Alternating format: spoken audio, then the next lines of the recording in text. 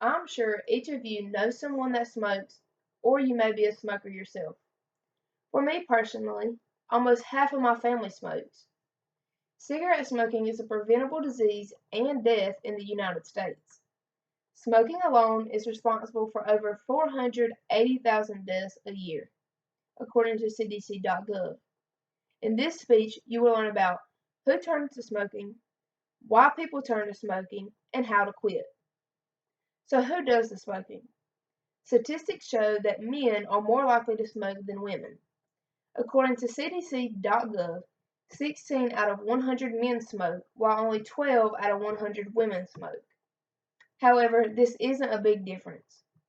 CDC.gov also says that people between the ages of 45 and 64 are more likely to smoke than any other legal age.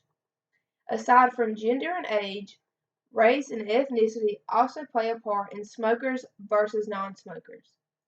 The highest percent of smokers are non-Hispanic American Indians and Alaska Natives. The amount of people that smoke has decreased over time, but about 34 million people still smoke. These statistics, along with others, can also be found on the poster. So here it says cigarette smoking remains high among certain groups.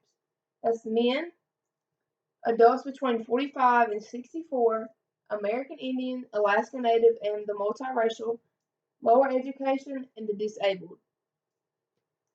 So why? Why do people turn to smoking? Unfortunately, most people who smoke cigarettes began smoking at a very young age. They believe that smoking would make them seem cool or would help them fit in. Some start smoking just to be rebellious. Others may do it because their family does it. The most common excuse as to why people start to smoke is it's a stress reliever. Looking at the poster, you can see smoking comes with multiple risks. Some include cancers and chronic diseases.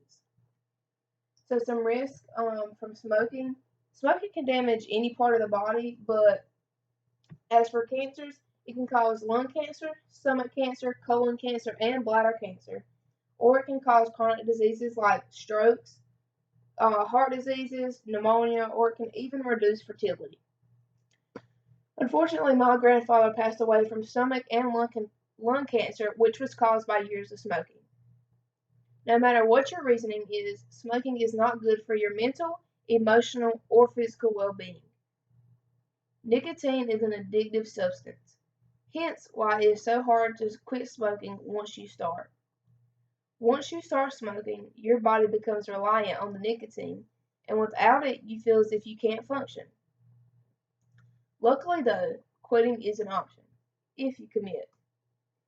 To begin the process of quitting, you should educate yourself on the addiction of smoking. Understanding smoking and what it does to your body will make the quitting process easier. Another big step of becoming tobacco free is the commitment step. You have to want to quit and want to better yourself. Surround yourself with people that support you, want you to be the best version of yourself, and don't bring the negativity of smoking around you. Will also help lead you to becoming tobacco free. Based on addictionandrecovery.org, the steps to becoming tobacco free are: Step 1. Make the decision to quit. Why do you want to quit? Quitting is challenging, but you can do it. Step 2. Understand your high risk times. The smoking addiction isn't just physical, it's also mental. High risk times are times when you feel like you want to give in and give up on quitting due to nicotine cravings. Understand that you are going to have these cravings, but you can get through them. Step 3. Stock up on supplies. To help satisfy these cravings, purchase nicotine substitutes like gum or even hard candy. Step 4. Pick a quit date. Picking a quit date makes quitting a bit more personal. Step 5. Let people know. Tell people that you want to quit so that they will help encourage you. Having support will definitely make quitting easier. Step 6. Remove smoking reminders. Freshen up your environment, whether that's getting rid of the cigarette smell or distancing yourself from people that smoke. Also, avoid things that cause you lots of stress, as stress often leads to you picking up a cigarette. Step 7. Your quit date in the first 2 weeks. If you can survive the first 2 weeks without a cigarette, you can go your entire lifetime without one. Step 8. Maintenance and coping strategies. Take it one day at a time. And when times get tough, be easy on yourself, but don't give in. If you have tried quitting before but failed, don't give up.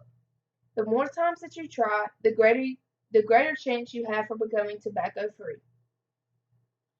Maybe you weren't ready last time, or maybe you didn't follow the right steps that fit you and your body. Step 9. Celebrate your victories. Don't focus on the negative. Understand how far you have come and reinforce your victories. To continue reducing the amount of people that smoke, the public has begun implementing smoke-free laws and have begun raising prices for tobacco products. These are not the only steps to becoming tobacco-free. These are just the basics. Looking at the poster, we can see some benefits of quitting smoking. So here it says, quitting smoking means that you have broken the cycle of addiction and essentially have begun rewiring the brain to stop craving nicotine. The benefits of smoking begin in as little as 1 hour after you quit. The sooner a smoker quits, the faster they will reduce their risk of cancers, heart disease, lung disease, and any other conditions that are related to smoking. Overall, many studies have been conducted to show who ranks the highest among smokers. As mentioned before, and based on the studies from CDC.gov, non-Hispanic American Indians and Alaska Native men between the ages of 45 and 64 are ranked the highest. Whether you are pressured into smoking or you use it as a stress reliever, smoking affects you and the people around you in many negative ways. But you can quit this negative habit. Use the steps provided in this speech to help you start your journey to a happier, tobacco-free life.